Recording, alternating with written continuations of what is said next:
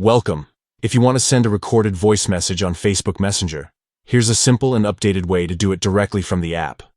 The process is quick and useful when you want to send a message without typing. First, open the Facebook app on your device. Once you're inside, look to the top right corner of the screen and tap on the Messenger icon. It's the speech bubble icon that takes you to your messages. Next, choose a conversation by selecting the person or group you want to send the voice message to. When the conversation opens, focus on the text box area where you usually type your messages. To start recording your message, press and hold the microphone icon located inside the text box.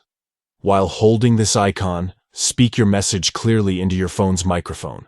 You'll notice the app is recording your voice as you speak. Once you finish your message, simply release the microphone icon. Doing this will stop the recording and automatically send the voice message to your chat. It's as easy as that. No extra steps or complicated settings needed. This feature lets you communicate quickly, especially when typing isn't convenient.